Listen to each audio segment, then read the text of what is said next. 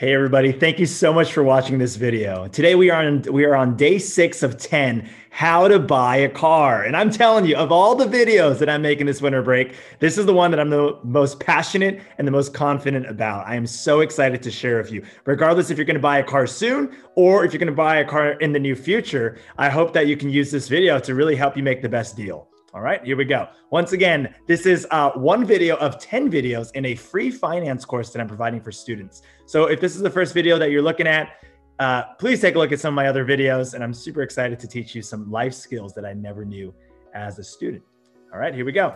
I first want to just say real quick, thank you to our viewers. And I really mean this.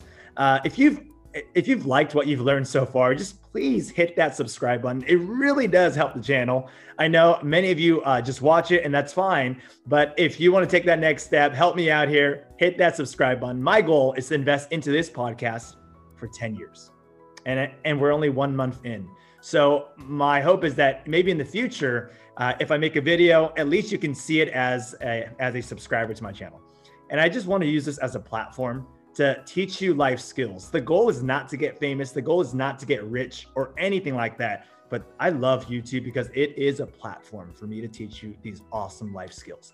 Any questions or comments, please comment below. I just opened up that function last video and I will respond to any question or comment that you have on my videos as soon as possible. All right. Thank you so much for watching. Here we go. First things first, you need to understand sales. This week, we're going to talk about how to buy a car and how to buy a house, but you have to understand what sales is. You have to understand that there's always two sides. There's the buyer and then there's the seller. And you need to understand that what both want to, and they need to win. All right. So the goal when it comes to sales and purchasing and all this stuff is to create a win-win situation. The person you're buying from has a life. Yes, if you get a good deal, they may not, but I'm telling you, like in life, try to find a win-win situation. And I truly believe that you can reach that. Sales, you have to understand it's a job and it does provide the livelihood for other people. So many times I hear my friends saying, oh, check out this crazy sick deal that I got. And in my head, I'm like, yeah, but at the end of the day, I understand as a consumer, we need to look out for ourselves. But you always need to keep in mind that the person that's selling this to you, they also need to make a living as well. I'm just putting that out there before we begin. And then number 3, we all make mistakes. And I'm telling you, this is why I'm so good at what I do. I've gotten so many bad deals in my life and that I've learned from them. And now I get to teach you kind of something I wish someone taught me at a younger age. I want to be very clear here. I'm not a professional who buys cars. I'm just a consumer who's done it. I'm a teacher who just loves sharing my experiences when buying cars. I know there's so many people out there who are better than me. So please do your research and don't just listen to my opinion, but listen to other people as well. My hope is that my students and whoever is listening right now will just make good financial decisions in their future. All right, here we go. Here's some key terms before we begin. When it comes to car buying, you need to know what MSRP is. MSRP is usually on the sticker of like on that window of the car, and it stands for manufacturer suggested retail price. This is not the price that you need to pay. It says it on the window. This is not the price you need to pay. Out the door, OTD stands for the total that you're going to end up paying, including tax, registration, title, and all these other fees that come up. All right. OTD is really what I usually use whenever I negotiate deals. All right. So here's my personal story. Why am I so passionate about this? Well, in my life, I've purchased 4 cars for my family and I've purchased 4 cars for my friends. So in the past 5 years, I've gone through 8 deals. And I'm telling you, my first one was the worst one. Check this out. In 2009, I was 19 years old, and I purchased my first car on my own. And at the time, I was 18 years old. The MSRP, so the sticker price was $19,795. I still remember that. The out the door price, including tax, registration, and all the other fees that get tagged on, because remember, the sticker price is not the final price you pay, was $21,000. At the time, I did not have a credit history, so my finance fee, and I have no idea why I signed this, but when you're young, you just don't know. You're just excited to do it on your own and have no cosigner, but 9 years at 8.5%. I didn't even know what that number meant. I asked the salesperson, is that a good number? And they told me, hey, for your age, that's a pretty good number. So I'm like, all right, sign. Now, this is way different than this. In 2015, I purchased my parents a car, and I was 25 years old at that time, and I've gone through many more deals. The MSRP on that car was $20,800, and look at this, the out the door price, including tax, registration, etc., $16,100. Wow. The finance fee I negotiated, or actually no, this was a special year-end special, 0.9% from Honda for 5 years. Okay, so what does all that mean? Look at these numbers. Did you know for my first car, I ended up paying $30,000 for a sticker price car that said 19? What? Like, even looking at that number just makes me question, like, if I only knew what I'm about to tell you, I would have made so many better decisions growing up. I overpaid for this car. And look at this Civic, $16,471 out the door. That's including your finance fee and the 5-year finance that I ended up doing.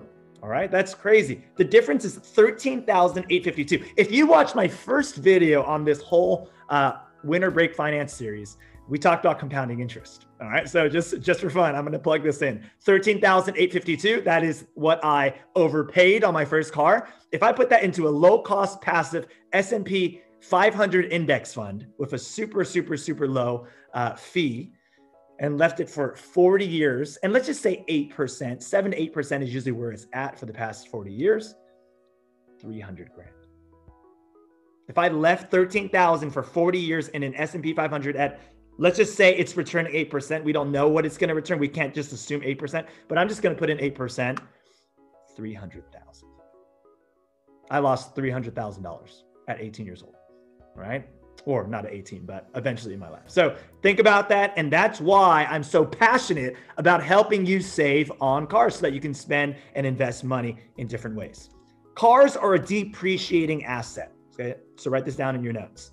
And let's say houses and stock market and stuff like that. Those are assets that are appreciating. Now, what's the difference? Well, the moment you drive your car off the lot, research shows that you've just lost the full, like a lot of the value.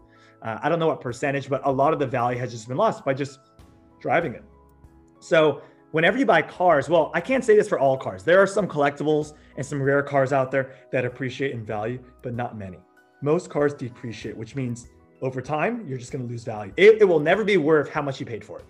Versus for real estate and for stocks, sometimes it can be worth more, all right, than what you paid for it. But sometimes also it could be less. But in the long run, I'd say more. Here's what we're going to talk about. So we're going to talk about ways to buy a car, steps to buy a car. And since this video may go long, because I'm going to go really in detail, I'm going to do another video in a few weeks from now, telling you about the cost of buying a car, cost of maintaining a car, and stuff like that. So if you're interested, stay tuned, subscribe, and yeah, look forward to that video. So today we're going to talk about ways to buy a car. So it's really buy and lease, right? There's a lot of different ways that you can negotiate and to make a deal, but ultimately it's just really two ways, buy and lease. And you may have heard of these terms. Well, if you buy it, you can either write a check or you could pay cash, or you could even do credit card at some dealerships and you can just buy a car. So if you have the money and you pay it, boom, done, sign, gone. A lot of people that I know, and including myself, if I can get a good finance rate, which means borrowing money, then I would finance the car. It's still a purchase, like you're financing it to purchase, but instead of paying everything up front at once, you pay it in payments. And then you eventually get up to the final amount that you need to pay. And then they will send you your title, your car title, which means that you own your car. The lease option, there's many different, sometimes like you drive past a dealership and you're like, whoa, $100 lease for this car, $100 a month. That's it, right? Like I'd rather just lease it. To lease really means to borrow it and to rent it, okay? Now, you could lease it for X amount of years. So let's just say 3 years or 36 months. But remember, when you lease it, there's a few restrictions. Sometimes there's a mileage restriction, so you can't drive over a certain mileage. And then sometimes you need to pay for way more insurance than you need to. Why? Because you're borrowing the car. Let's say you're shopping and someone dings your car and it's a lease. Well, at some point when you give it back, you're going to have to pay for that ding because you're borrowing the car. And then some people will do a deal where you lease to purchase it. Okay. So once again, there's so many ways to buy, but if you know you're going to keep it for a long time, probably buying is the better option of the two. You can also trade it in to get credit for your purchase as well. So remember, there's an option for everybody. So please do your research and figure out if you want to buy or lease. Now, remember, the most important number that you need to know is the total price paid for the car. Regardless if you're buying or leasing, you need to know what amount of money will I eventually pay over time to own or lease this car. All right. So keep that number in mind. Before you buy, make a decision. Are you going to keep this car for the long term or no? Like, you should already know. Will this car last me for X amount of years? Let's just say you're changing life stages. Will this car last me for X amount of years? I've been driving my car now for almost 12 years. So it's something for the long term. Know your finances. What can you afford? And what is the max that you are willing to spend? These are all things you should know before you purchase or lease. Now, people always ask me, and I'm about to give it all to you right now via this video. What's the secret, Philip? How do you always get these crazy deals? There's really no secret. There's really none, right? It's just hard work. It's patience, it's experience, and it's understanding what sales is. Now, I'm going to tell you everything I got right now, so I hope you enjoy this. So what I've done is on the left, these are all the things that I'm going to walk down. And then on the right, I'm going to put some detailed information. Once again, you can pull this up anytime, but watch it now, just one time. And then whenever you go buy a car later on, you can watch this again. So when I asked my wife, Mrs. Chow, yesterday, what should students know about the car buying process? And her response was, just be prepared for it to take longer than you think. So here's my opinion. The reason why it takes me 5 to 6 or even more than 6 hours at the dealership to purchase a car is because we are thorough and we understand that this is a huge financial commitment. Can they get you in and out in an hour? Sure. But most likely you're going to miss out on a lot of the details that you should probably look at, especially when you know that you may own this car for now 12 years. Like, you don't know how long you're going to own it for, but I always assume for the long run. Here we go. So take notes here. Whatever helps. I know there's a lot of notes, so write down whatever helps you and let's begin. The first step I'd say happens before you even hit the car dealership, which is preparation and research. Figure out what you want. What car do you want, right? Do like a 360 tour online, like just figure out what you want. And then you've got to figure out what's a good price. I personally love TrueCar.com. You can sign up for a membership there or you can just go on for free and give them no information. If you scroll down, there's a bell curve. And really what that bell curve says is when you put in your zip code, it tells you what every person in that zip code paid for that car, that exact same car that you're about to buy. And my goal is to always beat the lowest price on that bell curve. The lowest. That's always my goal. And so now I know kind of what's a good deal and what's not a good deal. Then you've got to do research on around you. What are the top dealerships around you? Right? Who's selling the most amount of cars? And that's usually the highest volume dealer. And honestly, they probably will do the best deals. Think about it. If a car dealership had 100 cars and one car dealership had 5 cars, who's going to want to sell faster? The one with the more cars. So sometimes, most likely, you are to get a better deal at those higher volume dealers. All right. You got to know your credit score before you buy, especially if you're going to finance. But if you're going to pay in cash, you don't need it. Get your insurance ready. Before you pick up your car, they're going to ask you, hey, give me your insurance card. So you have to call your insurance agent and you have to tell them, hey, I'm about to buy a car. Can you add this onto my policy? You're going to draft a proposal. And this is an email that I usually draft with my first name, my email, my credit score. So my experience, exactly what you want, etc. So here's what I usually draft in my email. I usually go, dear blank. So I address it to a certain person that I'm emailing. And where do I find their email? On their website. All right. And I'll talk a little bit more about that in a bit. But I pretty much say, hi, I know you're super busy, but I'm a very serious buyer and I'm willing to buy today if the price is right. Here's my credit score. Here's my experience. I've already bought this amount of cars from your dealership or like in the past few years. Exactly what you want. Color, trim, model, everything. This is exactly what I want. And then this is exactly what I'll pay. If you can agree to me on this deal out the door, I'm a serious buyer, I'll come in today and buy it. That's how I negotiate. I'll come in today and I'll usually start this early in the morning or come in today or tomorrow to buy it. I'm a very serious buyer, right? Boom. Second thing, negotiate. Always be straightforward and nice, right? Like even via email, be nice. These are people you're dealing with And if you're nice, they are more likely want to deal with you. I usually contact the fleet manager, which is the manager in charge of the inventory of all the cars of a dealership, or the internet director. There's a lot of there's a hierarchy at every car dealership. Usually it's like the internet director, and then it's all the internet managers below, right? And when I negotiate a deal, usually I want to do it with the internet director. Now, when they pass it on, so they may pass it on to a manager to finish the deal, and that's fine, but I always want to negotiate with the top person. Okay. Sometimes I'll even give them a call. So if they don't answer your emails, I usually just get on my phone. Like I call and I go, hey, how's it going? Hey, I know you're super busy. I sent you an email. I'm a super serious buyer. If you can take a look at it and send me an email back, that would be awesome, etc. All right. So sometimes I do get on the phone call, because when you get on the phone, like they know you're serious and they know that you're a person, and it's easy to negotiate, especially when you know exactly what you want. But once again, set your parameters and know exactly what price you want. And if they don't give it to you, walk. If they don't give you the deal that you want, sorry, be patient, walk. A better deal will always come later. I'm telling you, a better deal will always come later. As for the out the door price, no tricks. Let them know your zip code. So here's where I mismanaged a negotiation for a friend. She lived in LA, and I emailed from Orange County, and this dealership was in Orange County. So in short, I was like, okay, well, here's all my stats. So they gave me a quote, but right when we were signing, when they figured out that my friend lived in LA, they had to put in their zip code, which was a higher tax rate. So it was like 10% versus 8%, which made a difference. So let them know your zip code and say, hey, here's where I currently reside, this zip code. You don't need to tell them your address, but just your zip code. And then check rates. Online, you can check their rates for finance through the dealership or finance through a private bank. And remember, I know that they don't advertise this, but it's true. The best deals come at the end of the year, the year-end models, and or the end of the month. That is a fact. They will never say it. Like they'll always say, oh, every day is a good day to buy a car. No, at the end of the month or the end of the year, especially at the end of the year, that's when I picked up most of my vehicles. That's the best time. All right. So now you got to get it in writing. Because if you just show up to the dealership and say, oh, this person said this deal, they're like, well, we don't have any proof. So if you can ask them nicely and say, hey, can I just get this in writing? I'll come in today, but I just need it in writing before I come in.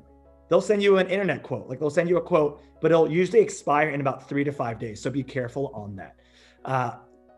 You got to get multiple bids. And I'm sorry here. And if you're a dealership listening to this and you're like, don't tell them this information, but it's true. As a consumer, you've got to shop. Everything I've ever bought that's big ticket item, like a really expensive thing, I've always shopped around to figure out, what are they offering? Hey, how much? And I'm sorry to say this, but it's true. I make them bid against each other. So I go, hey, dealership number one, they're giving me this car today, $10,000 or whatever. This dealership, I'm like, hey, can you beat it? They're like, of course, we can beat everybody. We can offer you $9,500. And then I'll usually go back to the first dealership and say, hey, I'm sorry to do this, but I am shopping this. And this dealership is offering me the same car at $9,500. Can you beat it? They're like, yes. And then I usually tell them, hey, I am not going to reshop this, right? Like I'll be very clear. I got this bid. I'm not going to, because at some point, like it's not fun being played, right? And they're using their time to get you a deal. So it's not fun to get played. So just commit at some point, but you should already know in your head which dealership you want to buy from, right? Does it matter which dealership you buy from? It really doesn't, because you can service your car at any dealership, right? So whoever's going to give you the best deal, go for it. Make a decision, commit, make an appointment, a date and time, and ask who you're going to be dealing with. Most likely it's going to be another salesman, but just letting you know there. And then confirm everything before you go. Before you go, just confirm everything with them. Okay, now you go to the dealership. So is there a best time to go to the dealership? I would say dealerships are usually always busy, but weekdays I've found are less busy. And remember, year end, month end, but I also understand that most people know that at the end of the year and at the end of the month, it's super good. So there may be more people. All right. So just letting you know, try to find a good time. Weekdays are usually what I found to be better instead of weekends. Show up on time. Have everything ready, your driver's license, your insurance, your down payment. So if you're going to pay via credit card, check, debit card, have your checkbook and credit card ready, have food, get a drink, and make sure you have time. Don't rush this. This is the big ticket decision, and you have to have time and patience and understand that there are other customers. So if you go there and your person's already helping someone else, be nice. All right. But understand that there's other customers as well. All right, cool. All right, next, you're going to test drive your car. All right. Now, usually the car you test drive, from what I found, is usually the car that you're going to get. So if you enter the car and something's just not right, or I don't know, like it's not exactly what you want, and or the mileage, check the mileage, is very high. Now understand that people test drive these cars, but try to find one that's low. So most of my cars that I've bought are like between 10 and 20 miles.